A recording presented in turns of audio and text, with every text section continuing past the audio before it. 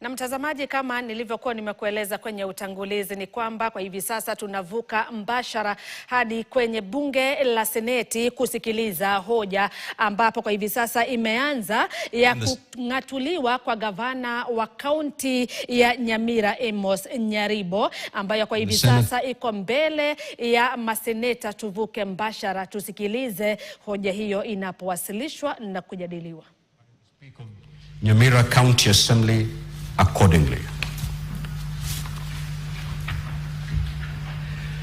Honorable Senators, I now invite Counsel for the County Assembly of Nyamira to introduce the legal team of the County Assembly and the members of the County Assembly of Nyamira representing the County Assembly by stating the full names and the designation of each person. Kindly, you may now proceed.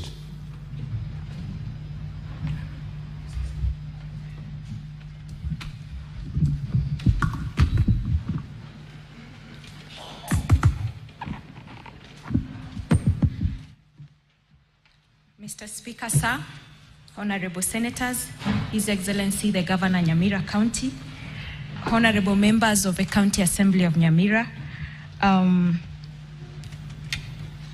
and distinguished guests, good morning. Thank you for granting us this opportunity to appear before you today. On behalf of the County Assembly of Nyamira, I wish to introduce the councils representing the County Assembly of Nyamira. We have Senior Counsel Katwa Kigen. We have Counsel Mokua Ndubi, assisted by myself. My name is Doris Ngeno. We are looking forward for a constructive and productive engagement. Thank you, Mr. Speaker, sir. I now similarly invite Counsel for Governor to introduce the legal team representing the Governor by stating the full names and designation of each person. You may proceed. Thank you, Mr. Speaker, sir, and good morning to distinguished senators. My name is Elias Mutuma. Mr. Speaker, sir, I wish to confirm that pursuant to the notice to appear, the Governor is before the Senate in person and is also represented by the following council, led by myself, Elias Mutuma, accompanied by my learned friend, Zelma Bonuke, Ombui Ratemo, Branley Mureithi. Those are advocates. Then we have Sylvia Njoki, our legal assistant, and Michelle Makandi, our legal assistant. And then we also have Erastus Orina, who is the county attorney of Nyamira County, appearing in that capacity. Thank you, Mr. Speaker, sir. Senator Fakitui, kindly take your seat. Now, honorable senators, ladies and gentlemen, on behalf of the Senate, I welcome the team for the County Assembly, the team for the Governor, members of the public and the media to the Senate and to these proceedings. Finally, I now invite the clerk to call the next order and thereafter to read the charges against Honorable Amos Nyaribo, the Governor of Nyamira County. I thank you.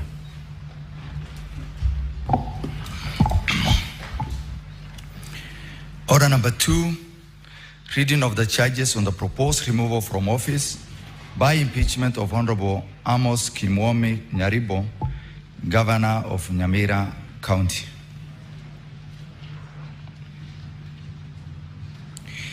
The Honorable Amos Nyaribo, the Governor of Nyamira County, please take the stand.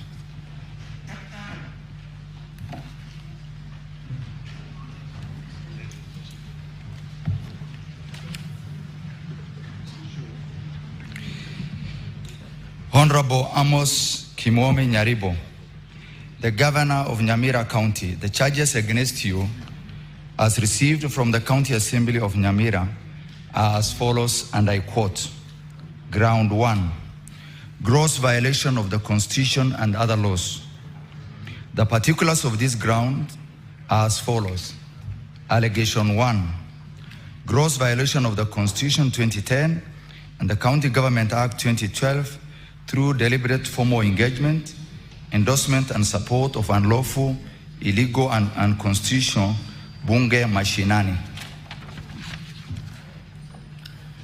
Whereas Article 1, 10 and 73 of the Constitution 2010 enshrine the principles of sovereignty of the people, the rule of law and the responsibility of state officers, whereas Article 176(1) of the Constitution of Kenya 2010 unequivocally establishes a county assembly of each county, and Section 7B(2) and 14(1)(a) of the County Government Act 2012 govern the lawful sittings and procedure of the county assembly, whereas Section 6A(1) and the third schedule of the County Governments Act 2012 specifies the location of Nyamira County Government as Nyamira Urban Area, whereas Section 7B(2) of the County Governments Act 2012 provides that except for a sitting of a new county assembly, under subsection 1, a sitting of a county assembly may be held at any place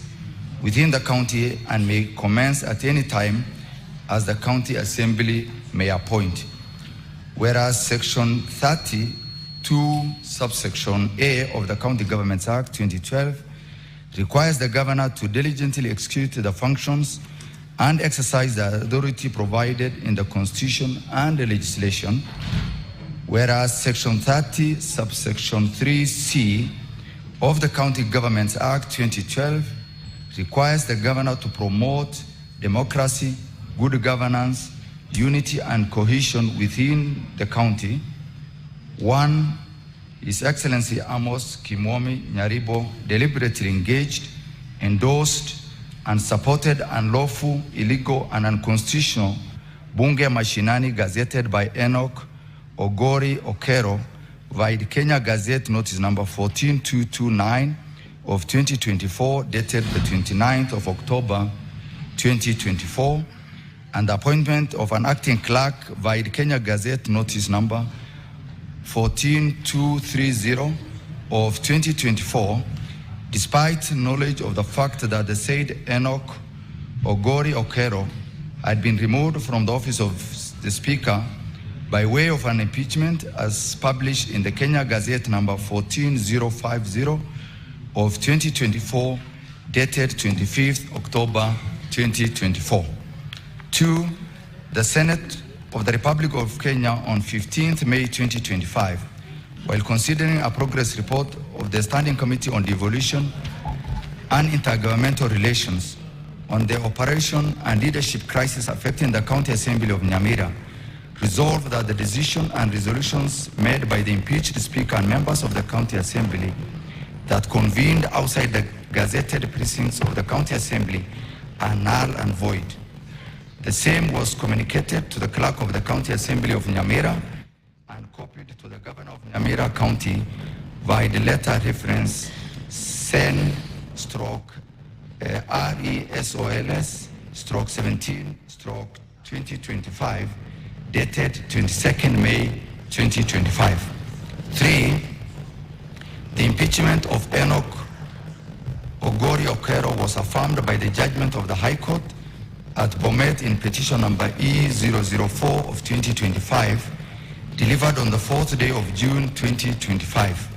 In paragraph 74 of the said judgment, it was the court's finding that the 7th respondent, Enoch Ogori Okero, the impeached Speaker, ceased to hold office on the 24th of October 2024. 4. Further, in paragraph 85, neither had the power nor locus to do so. Whereas the governor and his associates maintained there were court orders stopping the county assembly from removing Enoch Okero from the office of the Speaker. 5. The High Court at Bomet, by the judgment petition number E004 of 2025, delivered on the 4th day of June 2025, settled this matter and held that there was no such order and that the county assembly was not barred from impeaching Enoch Ogori Okero from office of the Speaker or exercising its constitutional mandate. The same is found in paragraph 72 of the said judgment, where the court held that, I quote, "This court's critical interpretation of Order Number 2 issued 11th October 2024 or exercising its constitutional mandate." The same is found in paragraph 72 of the said judgment, where the court held that, I quote, "This court's critical interpretation of Order Number 2 issued on 11th October 2024 by Okwani J. was that she issued conservatory orders staying the suspension of the 7th respondent as Speaker. This effectively meant that 7th respondent resumed his duties as Speaker of the County Assembly. In regards to Order Number 3, the judge issued conservatory orders that barred interference of the duties of the 7th respondent as Speaker. Order 3, as worded above, did not mention that the County Assembly of Nyamira was barred from impeaching 7th respondent or exercising its constitutional mandate. 6, His Excellency Governor Amos Kimomi Nyaribo consistently and deliberately supported and engaged with gatherings of unlawful, illegal and unconstitutional bunge mashinani, which conducted its meetings from October 31st, 2024 up to June 2025 in locations away from the lawful and official gazetted premises of County Assembly and without lawful appointment. 7, further, the Governor made public pronouncements declaring Enoch Ogori Okero and Silvanus Ndemo Nyamora as the legitimate Speaker and Clerk, respectively, while aware that Enoch Ogori Okero was duly impeached. 8, the Governor's actions to formally engage, endorse, and support unlawful, illegal, and unconstitutional bunge mashinani directly undermined the legislative representation and oversight role of the County Assembly of Nyamira as established by the Constitution of Kenya 2010 and County Governments Act 2012, thereby constituting a gross violation of the rule of law and the principle of separation of powers. Allegation 2, gross violation of the Constitution of Kenya 2010 and the County Government Act 2012 and the Public Finance Management Act 2012 by assenting to the Nyamira County Supplementary Appropriation Bill 2024 without the approval of the County Assembly of Nyamira. Whereas Article 175A of the Constitution of Kenya 2010 requires that the county government shall be based on the Constitution of Kenya 2010, states that the legislative authority of a county is vested in and exercised by its county assembly, whereas Article 224 of the Constitution of Kenya 2010 states that on the basis of the Division of Revenue Bill passed by Parliament under Article 218, each county government shall prepare and adopt its own annual budget and appropriation bill in the form and according to the procedure prescribed in an Act of Parliament, whereas Section 21, subsection 1 of the County Governments Act 2012 requires that the County Assembly shall exercise its legislative power through bills passed by the County Assembly and assented to by the Governor, whereas Section 130 of the Public Finance Management Act 2012 provides for the procedures of processing a county budget, including transmission from the county executive to the county assembly for consideration and approval. 1.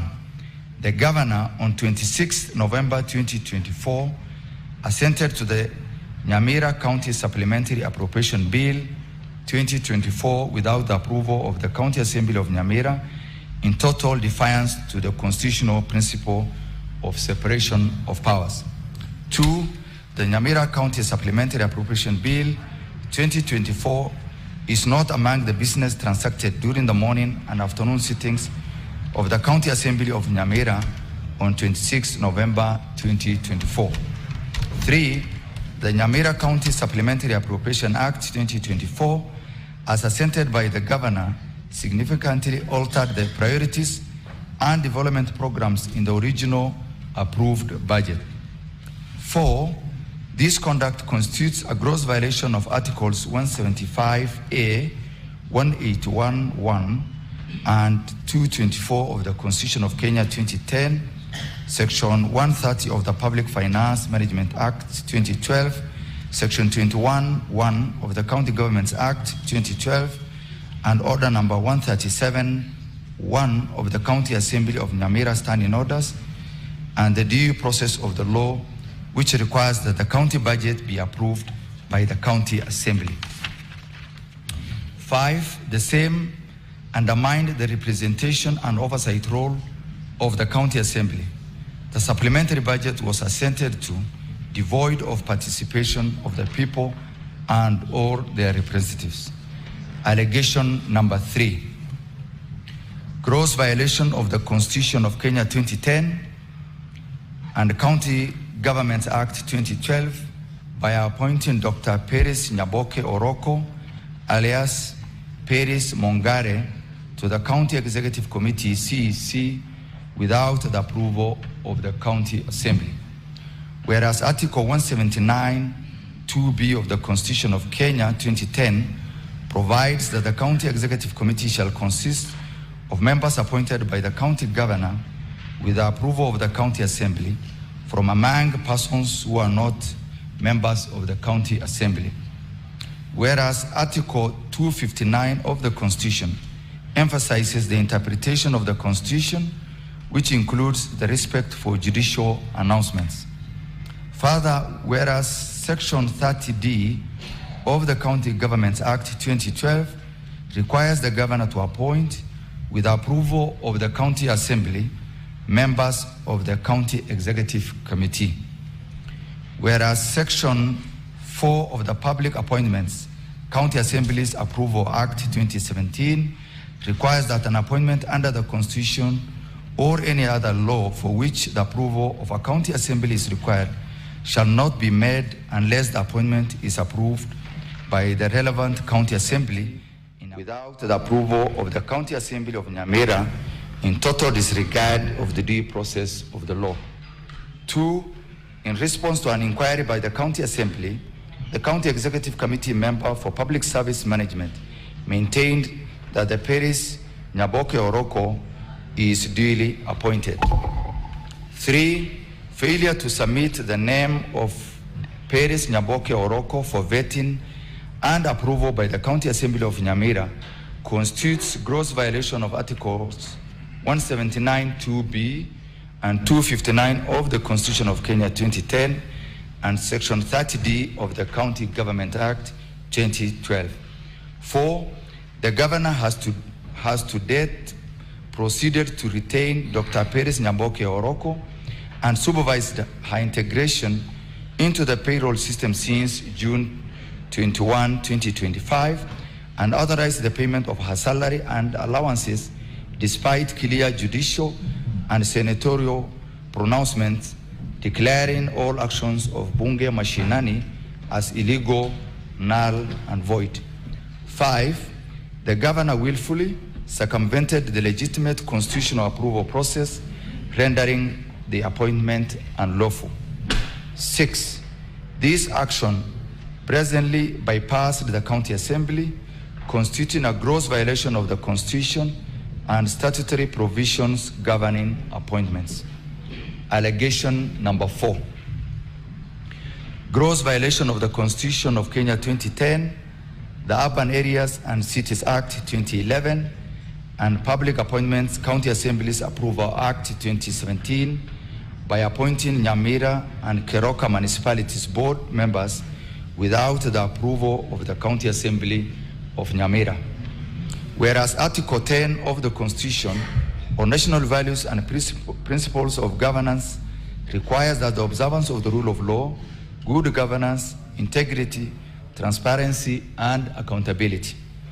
Whereas Section 14, subsection 1 of the Urban Areas and Cities Act of 2011, as amended in 2019, requires that a board of a municipality shall consist of 9 members appointed by the county governor with approval of the county assembly. Whereas Section 4 of the Public Appointments County Assemblies Approval Act 2017 requires that an appointment under the Constitution or any other law which the approval of a county assembly is required shall not be made unless the appointment is approved by the relevant county assembly in accordance with this act. 1.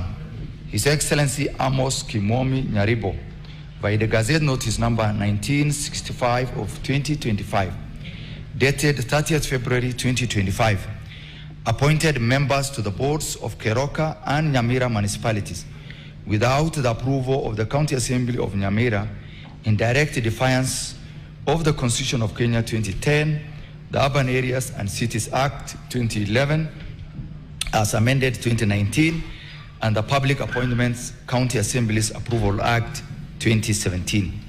2.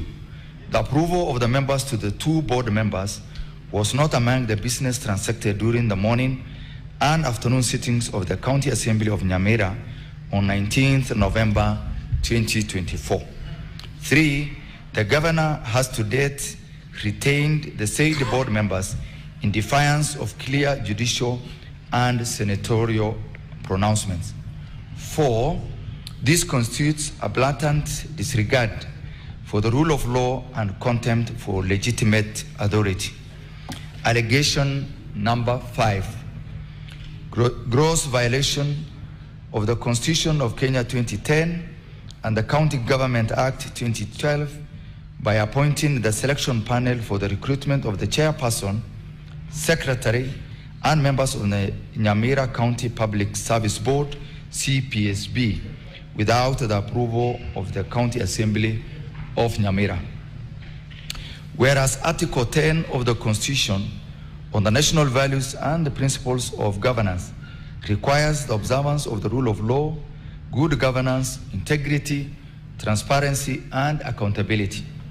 Whereas Article 73 and 74 of the Constitution 2010 outline the responsibilities of state officers and the principles of public service, demanding objectivity, impartiality, and accountability. Whereas Article 232, subsection 1 of the Constitution 2010 sets the values and principles of public service, requiring efficient use of resources, transparency, and fair competition and merit.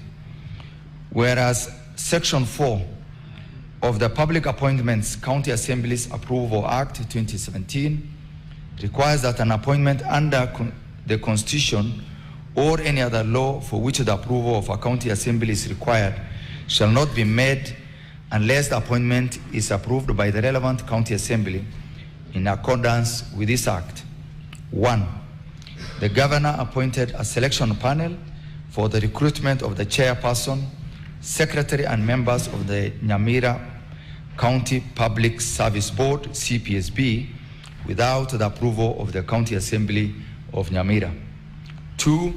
The governor willfully circumvented the legitimate constitutional approval process, rendering the appointment unlawful. 3.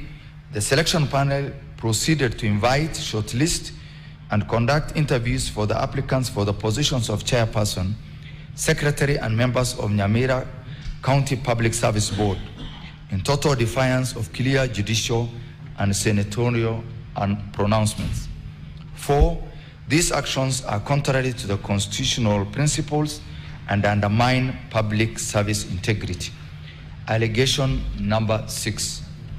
Gross violation of the Constitution of Kenya 2010, County Governments Act 2012 by failing to appoint the chairperson, secretary, and members of the Nyamira County Public Service Board. Whereas Article 235 of the Constitution of Kenya 2010 provides that a county government is responsible for A, establishing and abolishing offices in its public service, B, appointing persons to hold or act in those offices and confirming appointments, and C, exercising disciplinary control over and removing persons holding or acting in those offices.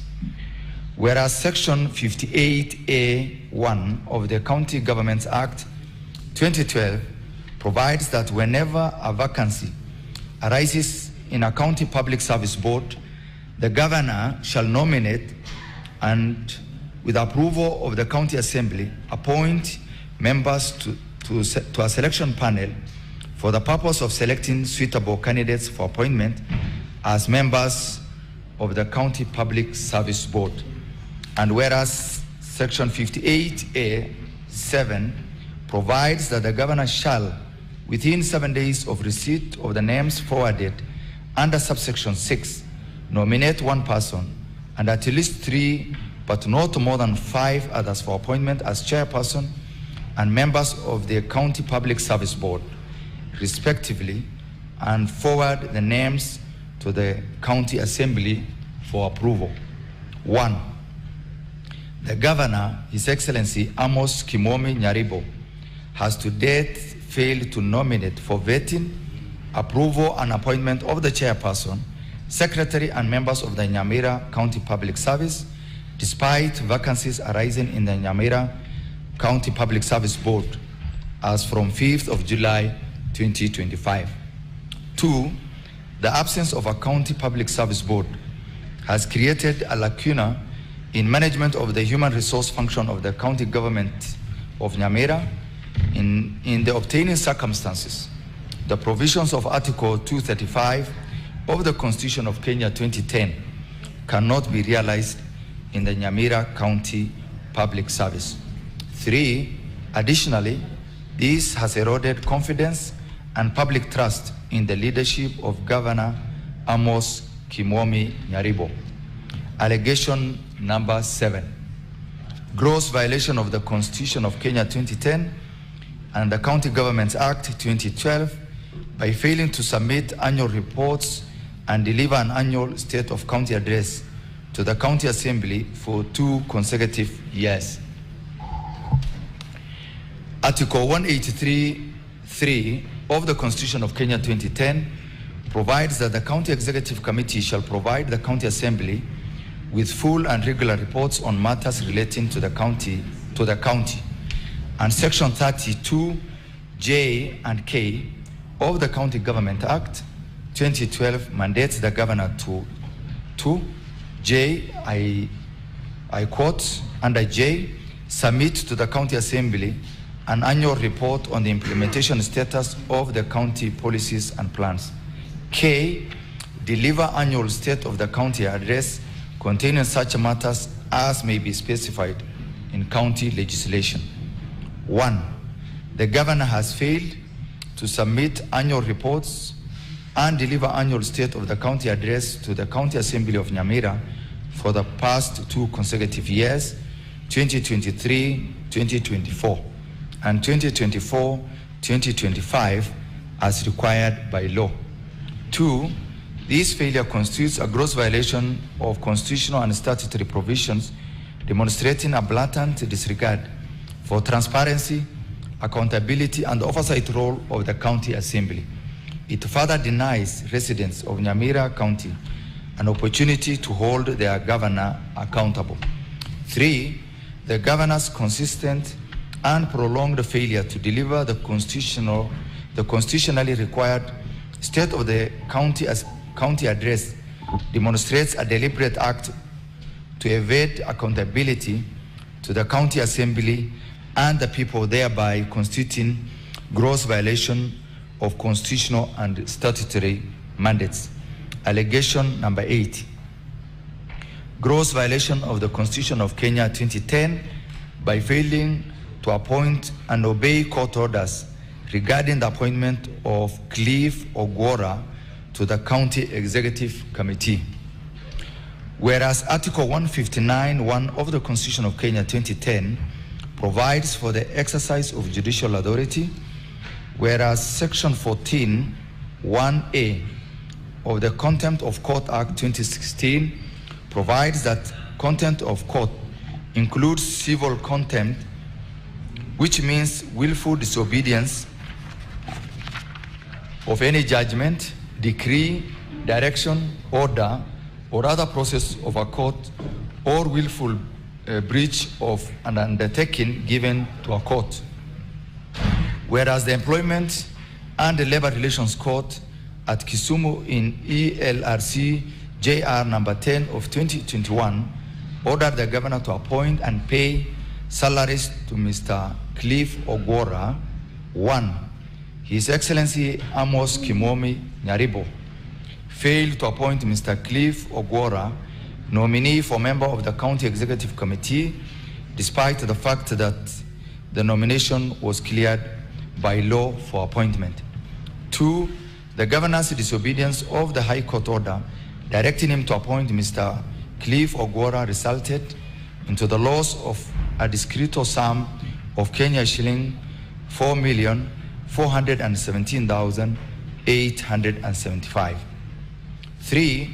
The actions of the governor, including delayed settlement, resulted into loss of public funds amounting to Kenya shilling 6,922,203.75, being the discreto sum plus costs, interest, and other incidentals. Ground 2, abuse of office. Whereas Article 10 of the Constitution on national values and principles of governance require the observance of the rule of law, good governance, integrity, transparency, and accountability. Whereas Articles 73, 74, and 75 of the Constitution 2010 outline the responsibilities of state officers and the principles of public service, demanding objectivity, impartiality, and accountability, among others. Whereas Article 232, 1 of the Constitution 2010 sets the values and principles of public service, requiring efficient use of resources, transparency, and fair competition and merit. Whereas Section 46 of the Anti-Corruption and Economic Crimes Act of 2003 provides that a person who uses his office to improperly confer a benefit on himself or anyone else is guilty of an offense. His Excellency Amos K. Nyaribo abused his office in the management and administration of county affairs through the following acts as particularized below. The particulars of this ground are as follows. Allegation 1, abuse of office by improper use of his authority in recruitment of staff without approved budget, the recruitment frenzy. Whereas Article 10 of the Constitution... Clerk, just give me a minute. His Excellency, the Governor, we still have a long way to go reading your charges. In the event that you're tired, you may take a seat. We don't want you to collapse while these charges are being read. Proceed, Clerk. Thank you. Allegation 1, abuse of office by improper use of his authority in recruitment of staff without approved budget, the recruitment frenzy. Whereas Article 10 of the Constitution on national values and principles of governance requires the observance of the rule of law, good governance, integrity, transparency, and accountability. Whereas Article 73, 74, and 75 of the Constitution 2010 outline the responsibilities of state officers and the principles of public service, demanding objectivity, impartiality, and accountability.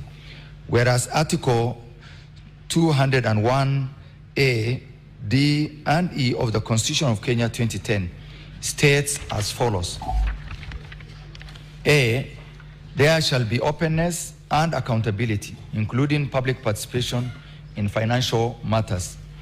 D, public money shall be used in a prudent and responsible way. E, financial management shall be responsible and fiscal reporting shall be clear. Whereas Article 232(1) of the Constitution 2010 sets the values and principles of public service, requiring efficient use of resources, transparency and fair competition and merit. And whereas Section 107(2)(c) of the Public Finance Management Act 2012, PFM Act, require that the county government's expenditure on wages and benefits for its public officers shall not exceed a percentage of the county government's total revenue as prescribed by the county executive member for finance in regulations and approved by the county assembly.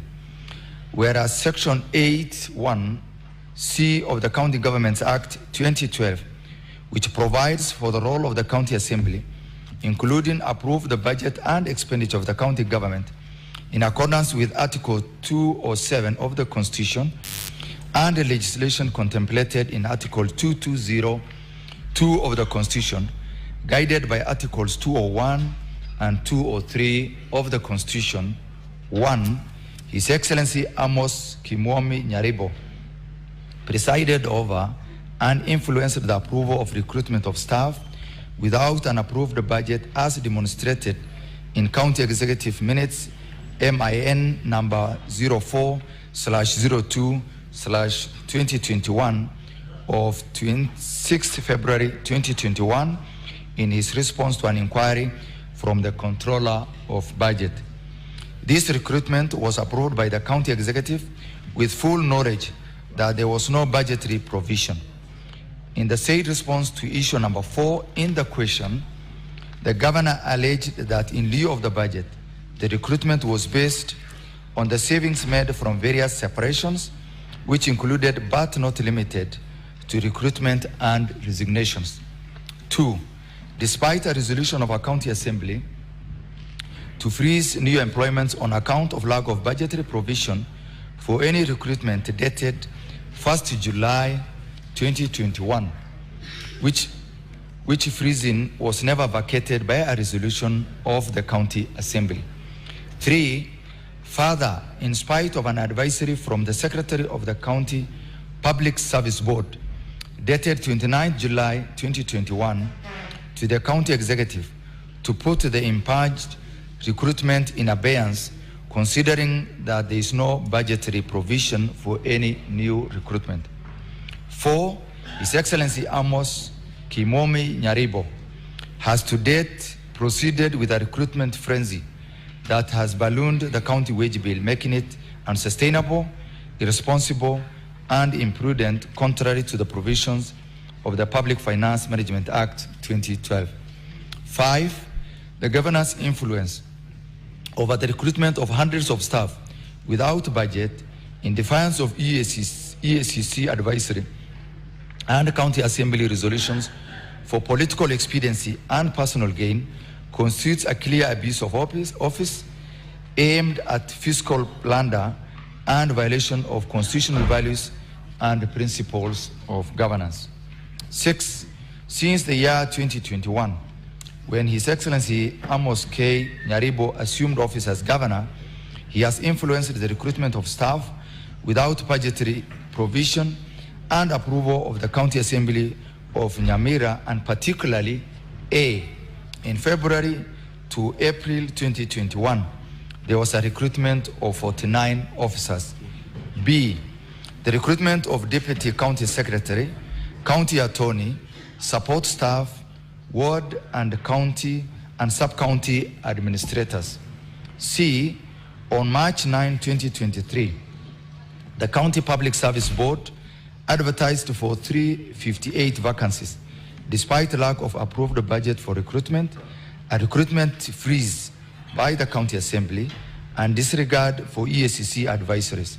The recruitment, projected to add Kenyan shilling 325 million annually, proceeded without any budgetary allocation or approval.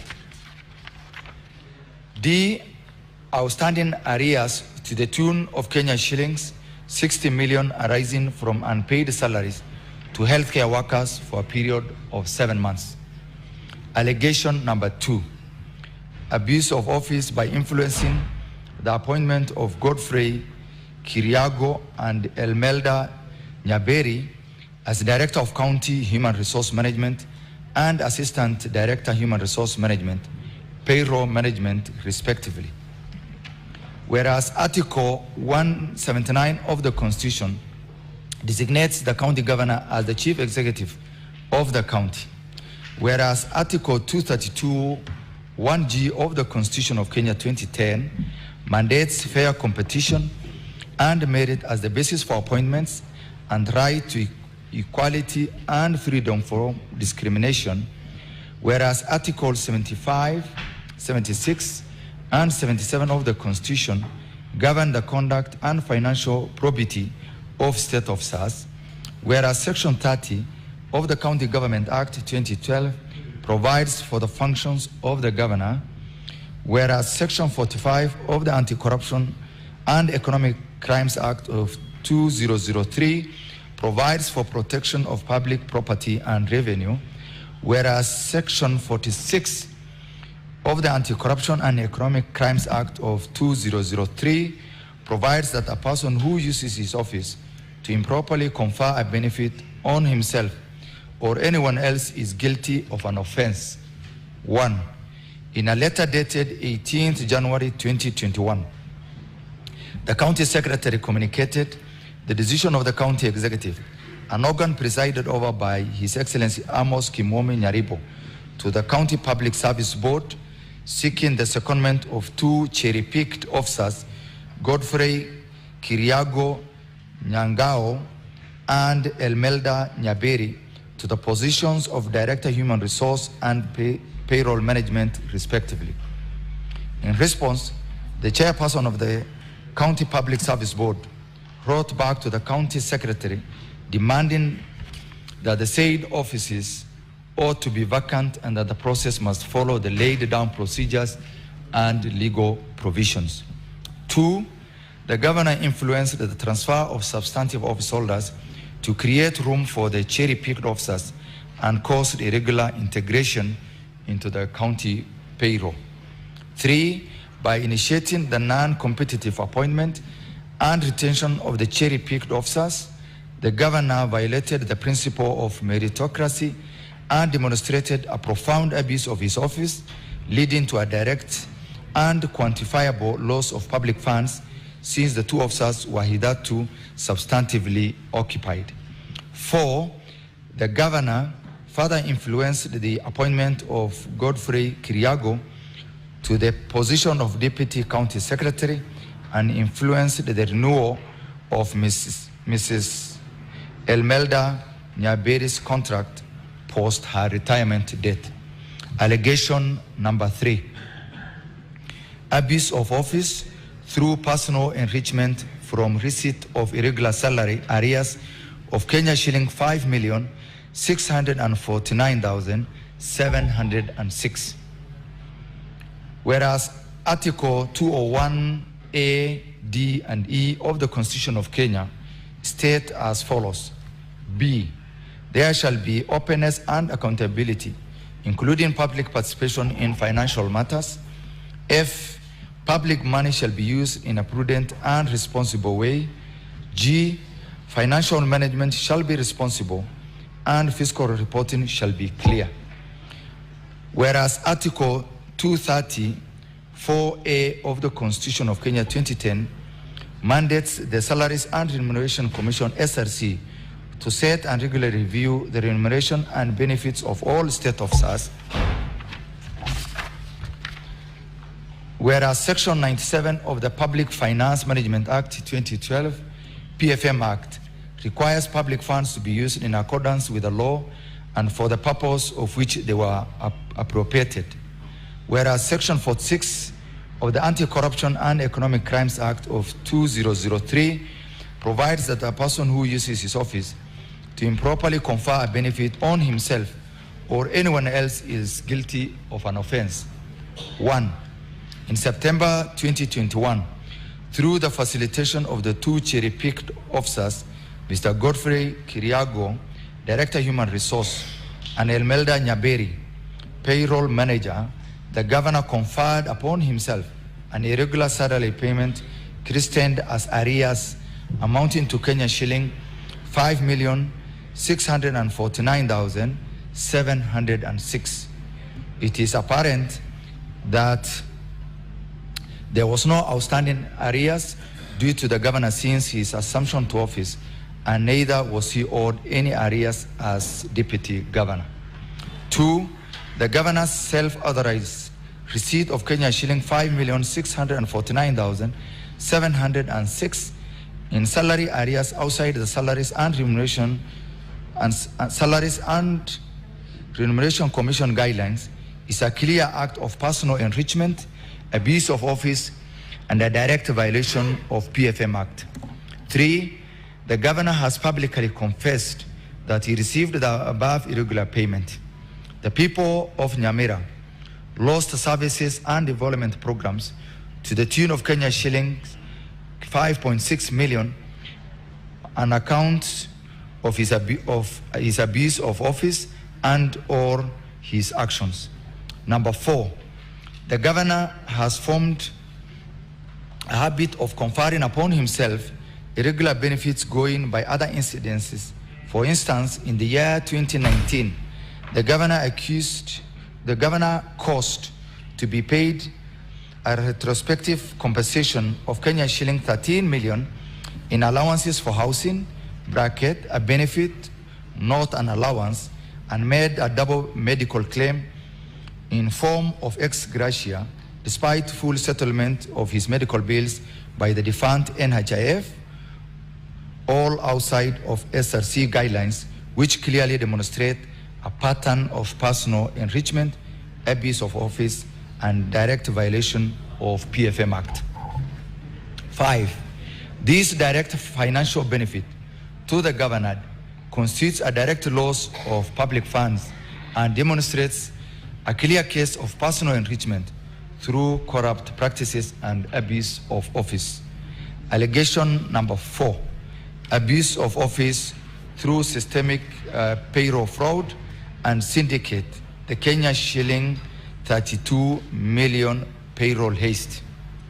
1, besides an irregular receipt of Kenya shilling 5,649,706 has already established, in particular allegation 2.3, the governor presided over a well-orchestrated syndicate of payroll fraud, which led to massive loss of public funds through huge, irregular, and unexplained salaries and specified and special allowances paid to Mrs. Rose Bosibori Guto, an ECD teacher, bracket Kenya shillings 25,018,852.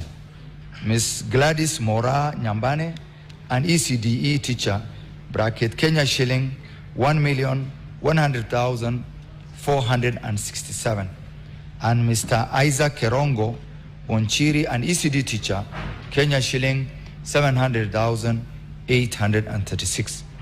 2, while under oath during his appearance before the Senate's Public Accounts Committee, the governor admitted to have received the illegal benefit. Allegation number 5, abuse of office by influencing dual appointments outside the lawful establishment.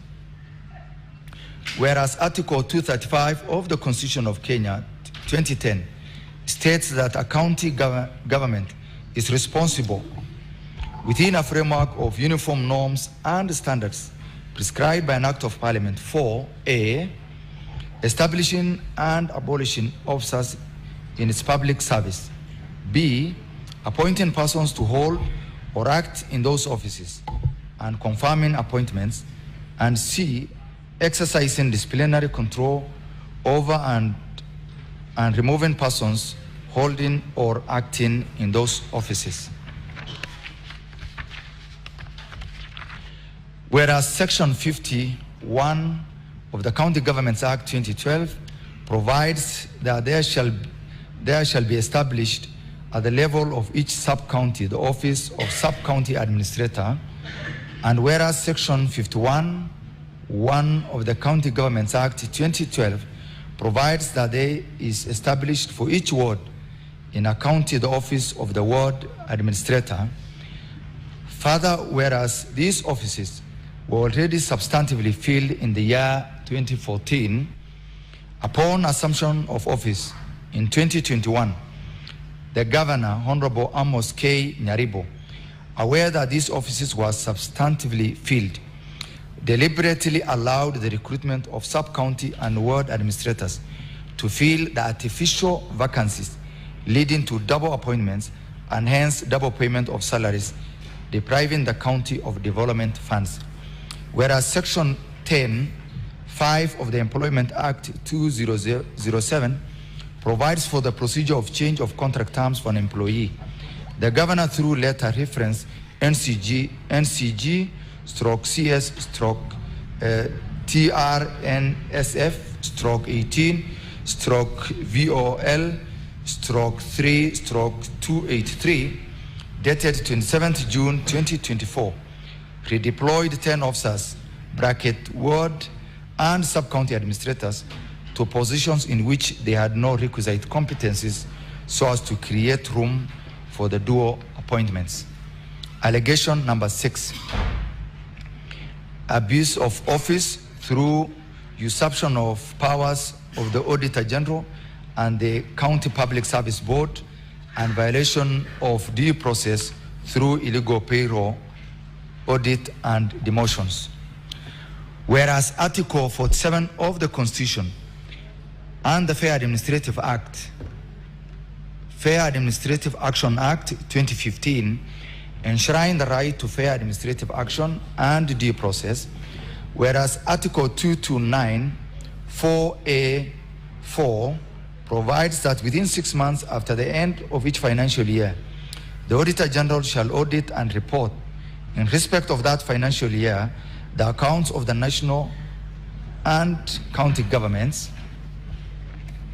whereas Section 59A of the County Governments Act 2012 provides that the county public service shall A, be independent and shall not be subject to the direction or control of any other person or authority, and whereas Section 59F and Section 61G of the County Governments Act 2012 vest the power to exercise the disciplinary control over and to remove persons holding in the county public service squarely in the County Public Service Board, whereas Section 35 of the Audit Act 2015 provides for the procedure and manner of auditing public entities.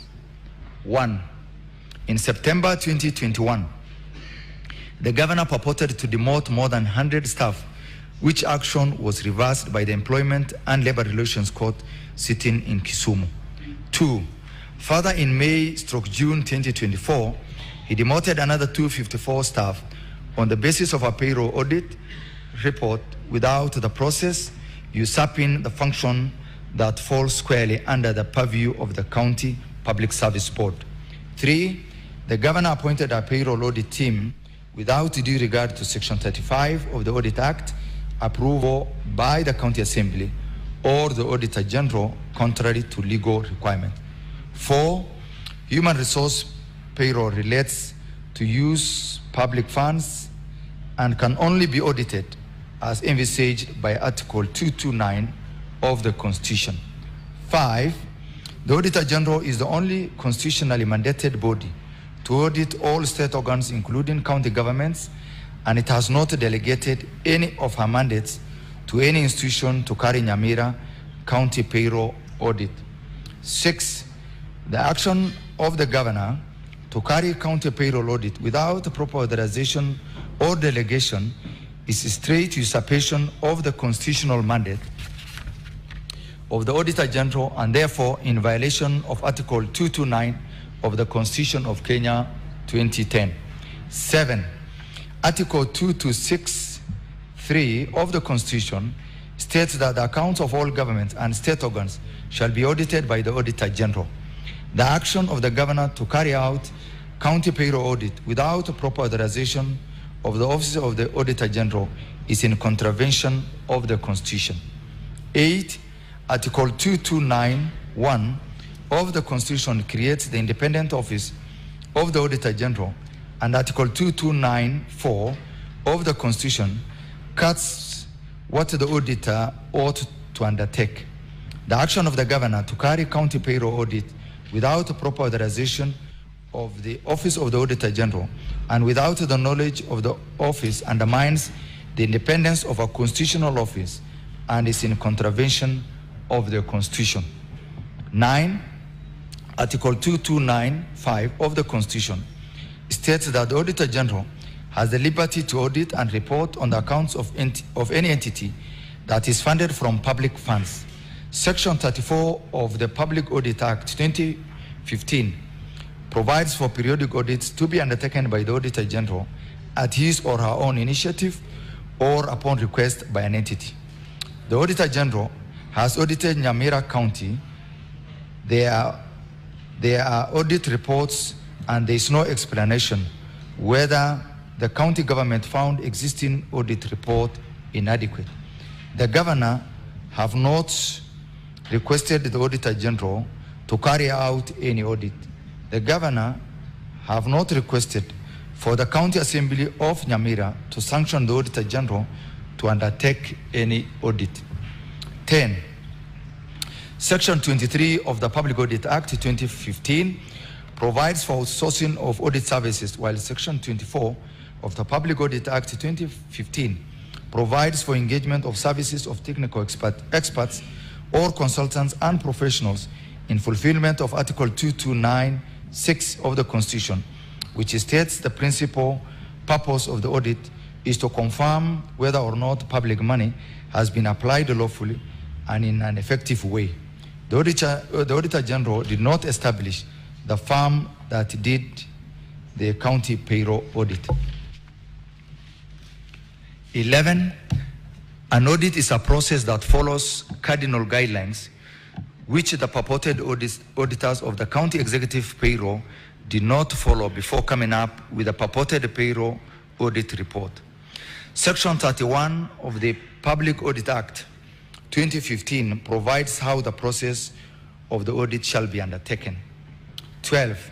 Section 36 of the Public Audit Act 2015 provides that the audit report is submitted to Parliament or County Assembly for tabling and debate. How the county payroll audit report, which was not done by or authorized by Auditor General, will be placed to Parliament or the County Assembly for debate and consideration has not explained. 13. Section 37 of the Public Audit Act 2015 provides for the forensic audits upon request by Parliament or county assemblies to establish fraud, corruption, or financial improprieties in state organs and public entities. The audit report is then placed to Parliament or the County Assembly for debate and consideration where appropriate resolutions and actions to be taken emanate. 14. The Governor, therefore, usurped the constitutional mandate of the Auditor General, which he arrogated himself to initiate payroll audit without authorization. 15. The County Public Service Board, in their submissions in a county appeals matter before the Public Service Commission through the respondent's reply to appeal in paragraphs 12, 13, and 20, affirmed that the Governor singularly commissioned the payroll audit, including appointment of an ad hoc committee that will digest the findings of the audit. 16.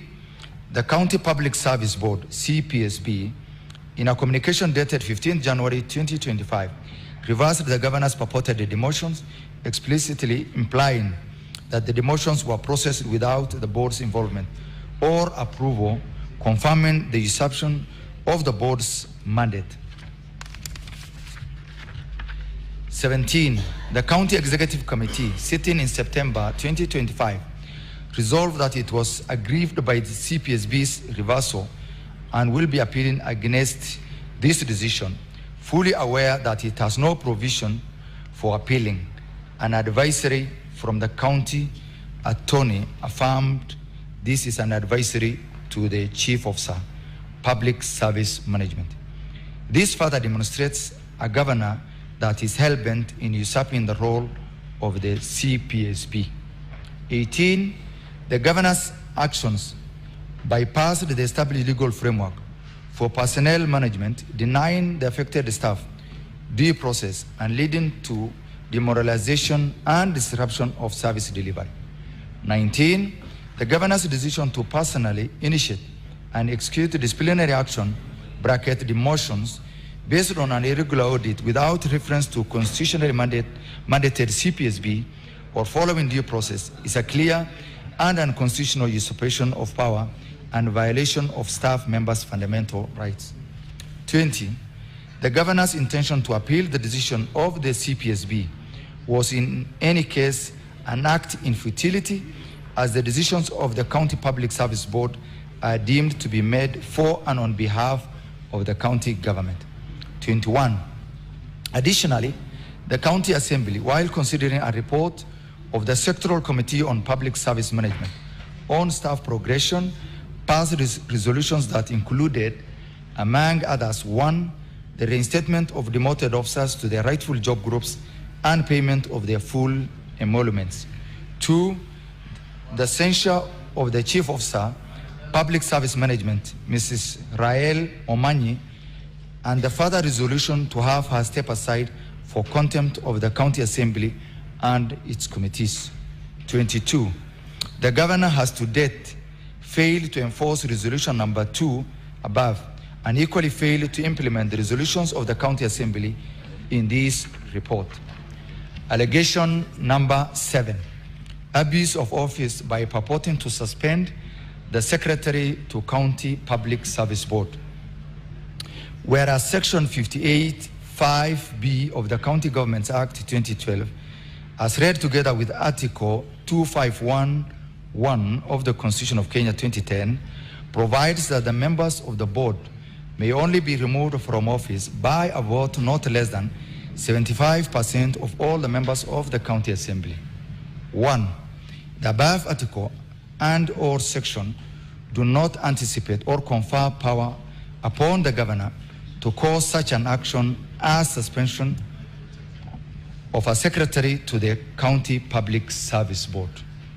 2, His Excellency Amos Kimomi Nyaribo acted ultra-vires by purporting to suspend the secretary to the County Public Service Board by the letter reference NCG/GVN/VOL.1 dated 2nd May 2023 beyond his powers as provided for in Section 31 of the County Governments Act 2012.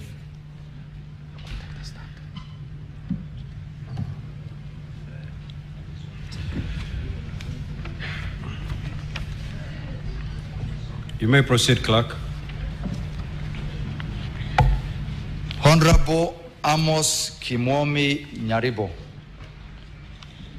how do you plead to the 2 grounds, guilty or not guilty? Ground 1. Not guilty. Ground 2.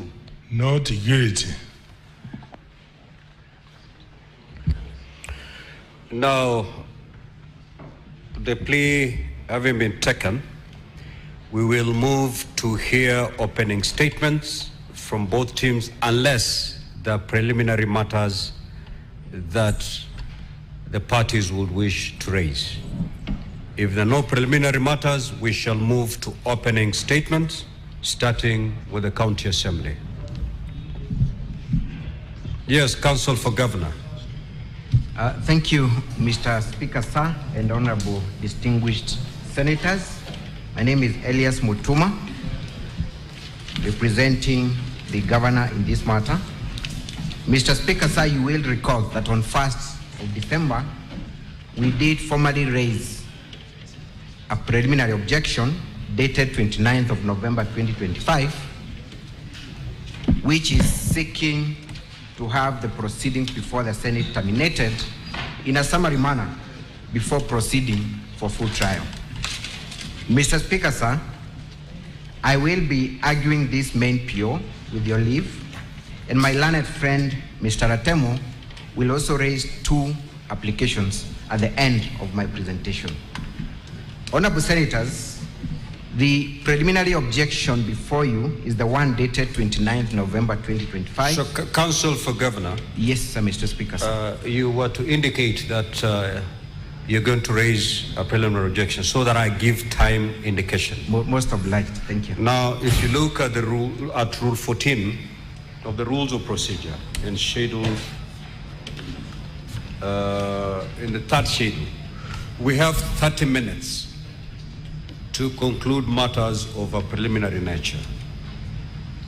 I will therefore give you 20 minutes to argue your preliminary objection. I will give the County Assembly 20 minutes to respond and 5 minutes to make your rebuttal so that we then, the Senate can deal with that. You may now proceed. Thank you for that guidance, sir, Mr. Speaker, sir. And my Your apologies. time starts running from now. Thank you. Thank you, Mr. Speaker, sir, for the opportunity. Like indicated earlier, we have raised a PO, the one dated 29th of November 2025, and contains in the Governor's documents at Volume 1. It's a very thin document, Volume 1 of the Governor's documents. A very thin document, Mr. Speaker, sir. Mr. Speaker, sir, the objection that we have raised through this PO is not just about a procedural issue. It boils down to the very core and principles of our Constitution, because the motion that has been presented before you and the resolutions by the County Assembly of Nyamira do not meet the legal threshold. At the end of my presentation, honorable senators, you will have no doubt in your mind that the motion before you is based on a foundation that is constitutionally rotten, procedurally fraudulent, and mathematically impossible. I will be submitting that there is only one remedy available for this kind of an incompetent motion, and that is to terminate it before moving for trial.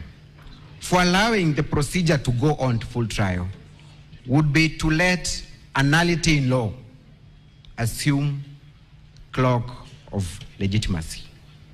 Mr. Speaker, sir, the core of our objection is that the motion before you does not mean the 2/3 threshold that has been set by our Constitution and the other enabling provisions of the law.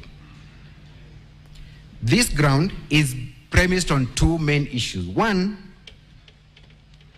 is that whereas our Constitution at Article 181, which gives these senators the power and the mandate to hear and make a determination on matters impeachment, requires that if the impeachment proceedings were to succeed, then it must have been supported by at least 2/3 of all the members of the County Assembly. And therefore, honorable senators, before even interrogating the issues before you, the first call of duty is for you to satisfy yourself that the resolution that has been forwarded by the County Assembly meets that threshold. Honorable senators, there are only 3 legal provisions that guide on matters impeachment. One is Article 181 of the Constitution, which requires that the County Assembly, through the operationalization of Section 33, must meet that threshold. And when you look at Section 33 of the County Governments Act, it provides as follows. One is that, but before I go there, honorable senators, let me submit as follows. matters impeachment must begin from Article 181. Article 181 gave Parliament the power to enact a law that provides for the procedure of removing a governor from office. Pursuant to that mandate, this Parliament enacted Section 33 of the County Governments Act. The provisions of Article 33 are very clear that the threshold must be 2/3 of all the members of the County Assembly. Now, the County Assembly will appear before you and argue that the threshold had been reduced by vacancies that had resulted from death, designation, or other factors. But, honorable senators, the constitutional threshold remains fixed. It cannot be altered. It cannot be amended. And therefore, honorable senators, what is the total number of the County Assembly of Nyamira? At volume 2A of the governor's document, you will come across the official determination of the total number of members of the County Assembly of Nyamira. Honorable senators, who makes a determination on the total number of members of the County Assembly? It is not the Speaker of the County Assembly. It is not the Leader of Majority. It is not the mover of the motion. It is not any member of the County Assembly. That determination on the total number of the members of County Assembly is predetermined by the very institution that has been mandated with matters election in Kenya, and that is IEBC. At page 42 all the way to page 46 of volume 2A of the governor's documents, you will come across a Gazette notice that was published way back in 2022, confirming the total number of members of the County Assembly of Nyamira. So that is the total number, legally declared, legally fixed, that cannot be changed or altered by any member. That number, honorable senators, is 35. 20 elected members of the County Assembly, 11 members as gender top-up, and 4 representing the marginalized. That is the position. That is the legal position. It has never changed at any given moment. So we have no doubt in our minds that the County Assembly of Nyamira has a total of 35 members of the County Assembly. That number cannot be reduced by interpretation, by innovation, or by improvising of any member. So, having that in mind then, honorable senators, what is the 2/3 of 35? I may not be very good in maths, but we've been here before with the Kedicho matter, with the Isiolo matter, and this Senate was very clear that you cannot have half a person. And therefore, when I do my maths correctly, is that at least 2/3 of 35 must remain to be 24. So the question then that this Senate will have to ask itself is whether 24 members of the County Assembly resolved to impeach the governor. Should you find that you do not have 24 people who voted in favor of this motion, there is only one remedy: to send the County Assembly back to the drawing board for them to meet that threshold. Honorable senators, the record before you will demonstrate 2 things. One is that there were 19 members present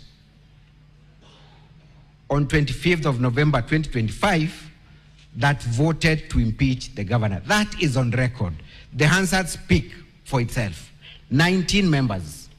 However, strangely, honorable senators, 23 votes were generated from a total of 19 members who are present in chambers.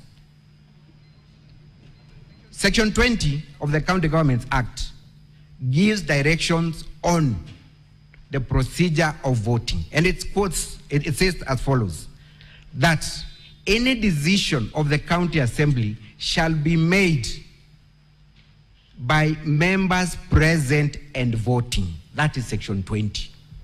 By members present and voting. Their own standing orders, standing order number 67, speaks verbatim Section 20 and says that any decision of the County Assembly shall be made by members present and voting. Now, if we only had 19 members in chambers, they have given you that list, how could they generate more than 19 votes? Honorable Senators, it's a joke of the year. I may not be good in maths, but I'm sure that a total of 19 will never generate 23. On that ground alone, Honorable Senators, this is a flawed motion. It cannot be entertained. I know my learned friends will come here and try to persuade you to proceed to full trial to make a determination. The question is, what will you be calling witnesses to confirm or to adduce evidence on? Their own numbers confirm that they had 19 people, but 23 votes were cast. And what is the explanation they are giving? That there was voting by proxy. I went looking through our constitution, the County Governments Act, their own standing orders. There is nothing that is known as proxy voting. So what is this concept that is being introduced? Voting by proxy.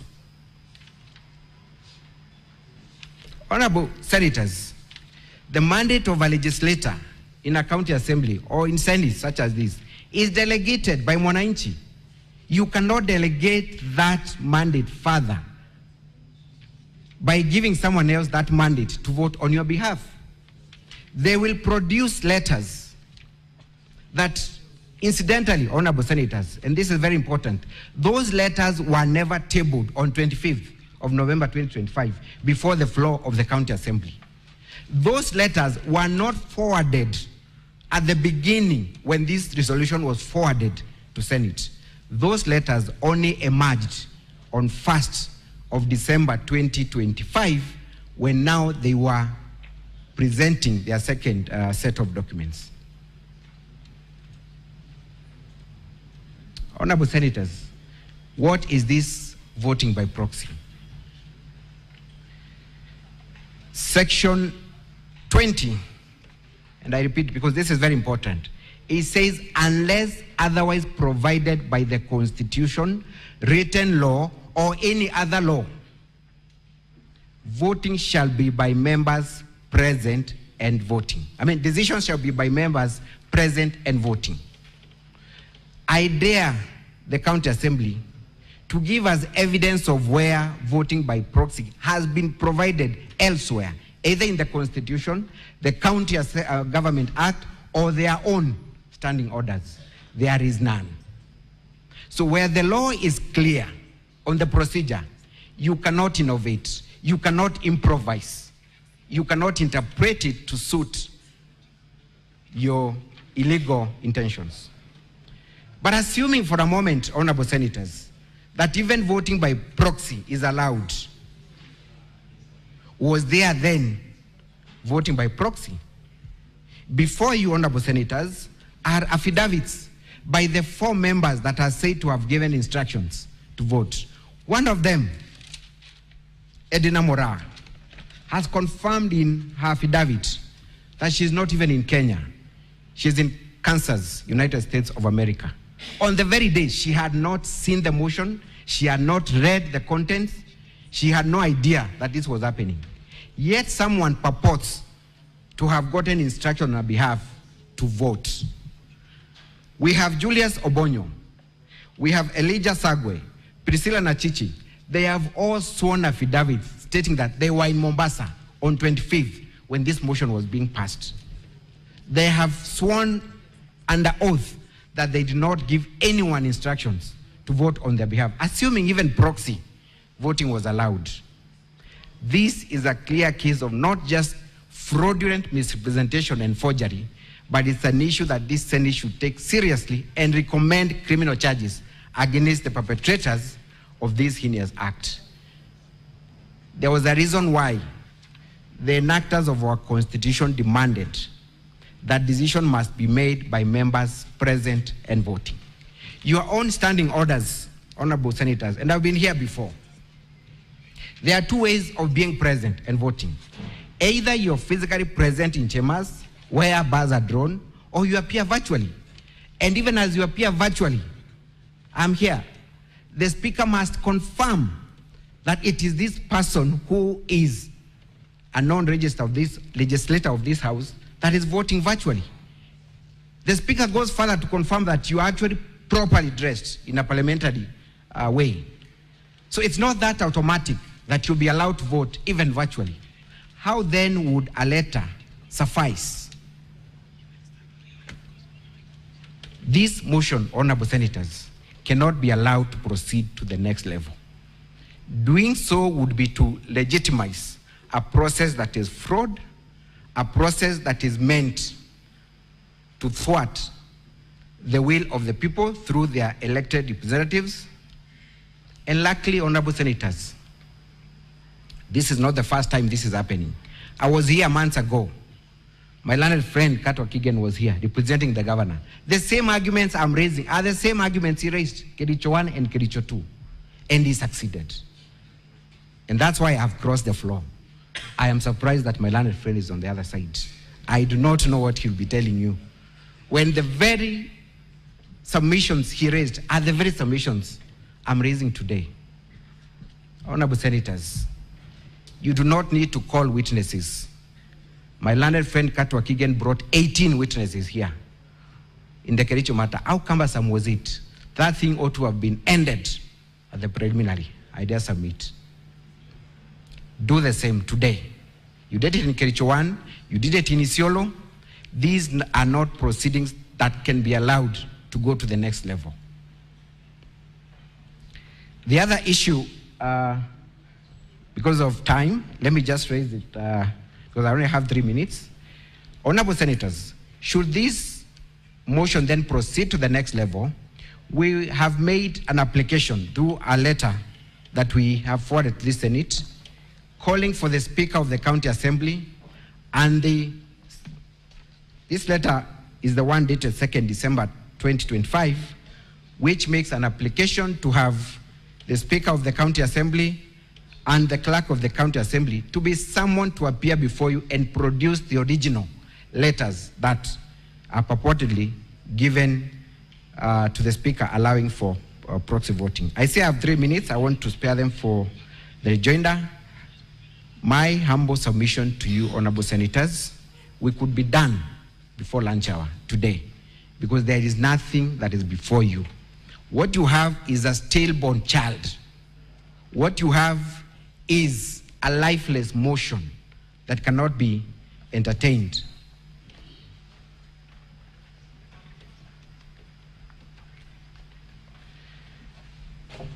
Honorable senators, unless you have any questions for me, I beg to submit that these senators have other crucial businesses to attend to other than attending to a stillbirth motion. Thank you. I rest my case. Counsel for the County Assembly, your 20 minutes starts running from now. Good morning, Mr. Speaker, sir, and honorable senators. Mr. Speaker, sir, and honorable senators, it is our argument that the issue being advanced in respect to Nyamira is very different from the one for Kericho, and I'll come back to that. But I want to start from where Kericho 2 was left.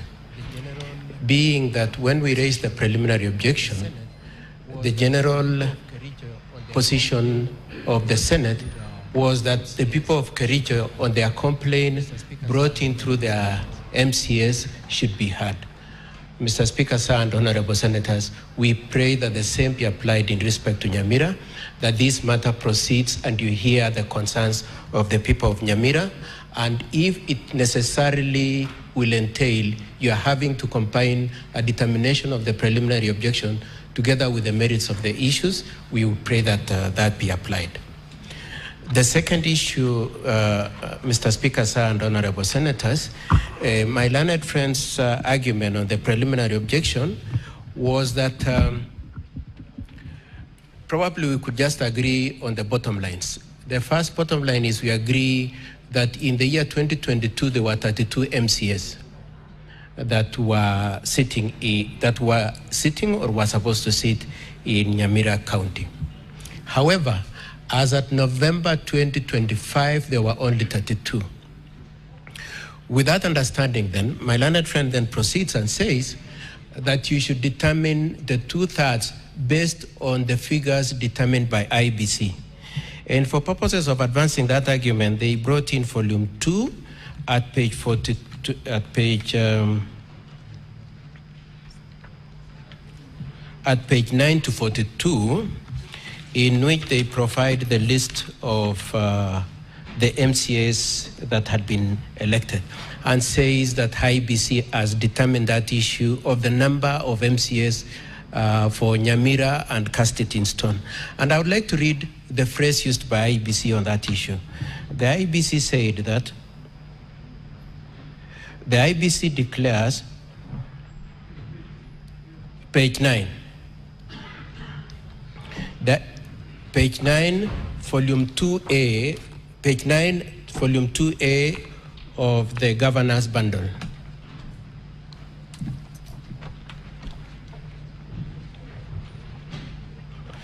It states that, I'll just read the last 3 lines, honorable senators.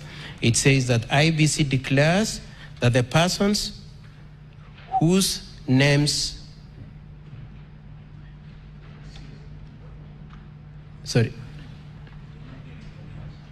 page 9, volume 2A. Just a minute.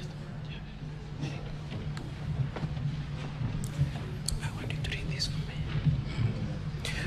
me. Honorable senators, if we found it, I will kindly read this. That page 9, that is where the declaration of the results are set out. Just read.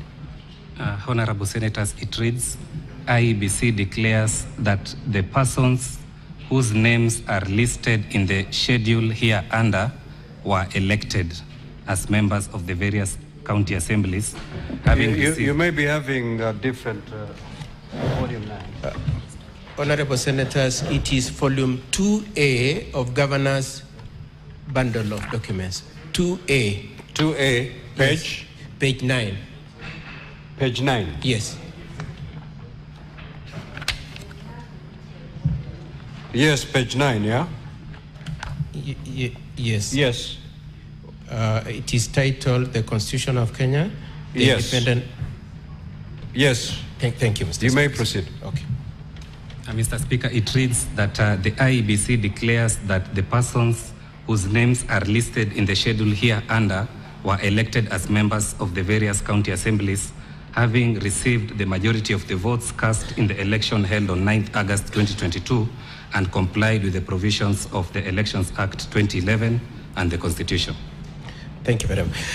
Mr. Speaker, sir, our argument then is that the IEBC was not saying that is the limit and the absolute number of the members that were at that time or at any time to sit in the County Assembly of Nyamira. The specific issue of the County Assembly of Nyamira is captured at page 42, where the numbers are set out, and then thereafter the top-up figures are provided for. Now, Mr. Speaker, sir, and honorable senators, the point I'm making is this, that when the Constitution and the County Governments Act states that it is 2/3 of all county assembly MCAs, it can only be referring to the MCAs at the material time. It cannot be an absolute. That if, for instance, you have 10 people died or the election have been nullified, then the county assembly cannot function, or that if you have somebody who is misconducting himself, like in this case, the MCA's case in respect to the governor, then you cannot do anything. And Mr. Speaker, sir, and honorable senators, I just pray that you juxtapose that argument with the fact that in Kenya we had for a very long time lack of IBC. Is it the case then, or will the senators then take the proposition that where we have limitation in the process of filling up the positions in the county assembly, then no activity should go on? Secondly, the county assembly over time has been passing appropriation bills, has been making legislations. If you were to hold that the 2/3 must be out of the 35, the ideal 35, are you then saying that all the legislations that have been passed, all the appropriation bills that have been passed were all null and void? It is our argument that the intention of the Constitution and the County Governments Act is that it's 2/3 of the people who are there at the material time. Now, I should probably just explain and account for the 3 that brought the shortfall from 35 to 32. The first one was one Honorable Thaddeus Nyaboro, who was elevated to be a speaker and resigned, and his replacement was done on 1st of December. The MCA replacing him was done on 1st of December. The next MCA who left the scene was one Elijah Osiemo, who passed on in August 2023, and the third one is Doris Kiboso of Nyasiongo Ward, whose election was nullified. And therefore, the County Assembly of Nyamira has been conducting their affairs using the 2/3 of the MCAs that remained. So it is my argument, honorable senators and Mr. Speaker, sir, that you do agree with us that the use of the word all, both in the Constitution and in the County Governments Act, was contemplating and expecting the use of the people in office, short of which it would mean that the county assemblies and probably the Senate for that matter and probably the National Assembly cannot conduct some affairs until when vacancies arise in the body of the membership. It is also our argument, Mr. Speaker, sir, that to the extent to which it will be necessary to determine whether it was intended that 2/3 is an absolute figure from the total number of the elected MCAs, number one. Number two, whether the IBC's notice is to be treated as an absolute, as casting the total in stone. Those two questions are questions of fact, Mr. Speaker, sir, and honorable senators, and it is our argument that you should allow this issue to go into full hearing and a determination be made on that issue. Mr. Speaker, sir, I would like then to move on to the issue of proxies. My learned friend has said that the letters upon which the people who exercise voting rights on behalf of others were not produced in the assembly. Mr. Speaker, sir, in our disclosure, in our documents, we've shown the letters by which the powers were delegated to some individuals to vote on behalf of others. Now, my learned friend's argument was that you should take it for a fact that indeed those letters were not at the assembly. It is my argument, Mr. Speaker, sir, and honorable senators, that to the extent that you will need to determine whether indeed those letters were there is a question of fact, and therefore we should go to full trial. Secondly, Mr. Speaker, sir, my learned friend has argued extensively saying there is no provision for use of proxies. Mr. Speaker, sir, and honorable senators, I pray that right away you take judicial notice of the fact that you yourself, as a Senate Assembly, use proxies.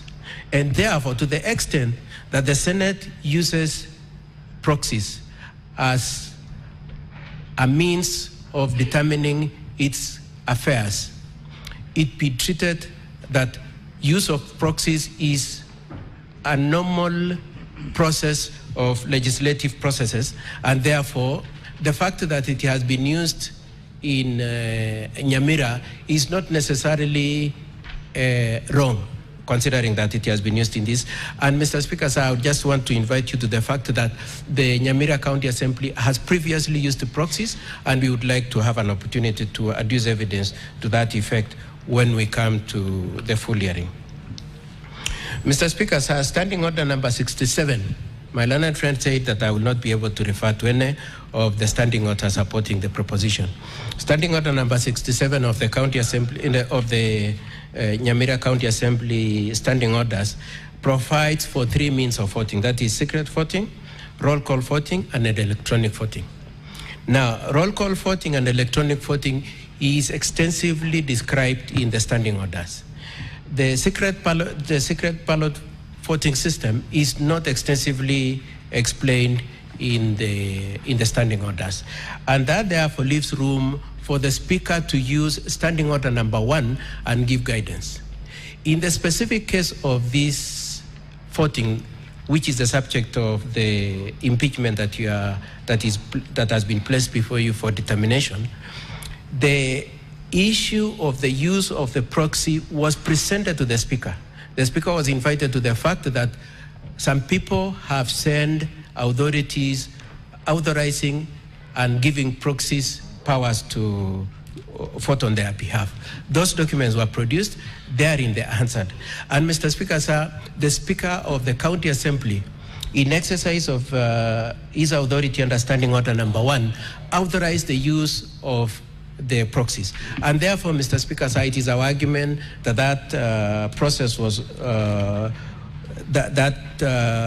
use of the proxy was properly considered, evaluated, and determined, and that it is properly allowed by Standing Order number 1 and Standing Order number 67.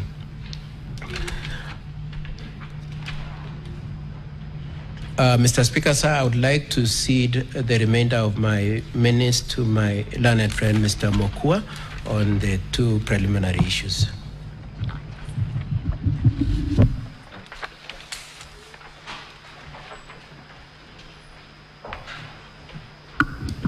Thank you, Mr. Speaker, sir, and honorable senators. For record purposes, my name is Mr. Mukwandobi. Mr. Speaker, sir, in determining this preliminary objection by the governor's side, we urge this Senate to be guided by the elements of a preliminary objection as espoused in the most celebrated case of Mukisa Biscuit. Mr. Speaker, you will agree with us that this particular preliminary objection fails all the 3 tests that was set out in that very old case. First of all, Mr. Speaker, sir, a preliminary objection is supposed to be purely on a question of law.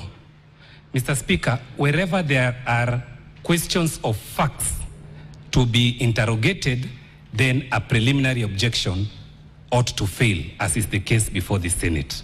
Mr. Speaker, there is a contestation as to the exact number of the MCAs in Nyamira as at 25th November 2025, when this impeachment motion was taken.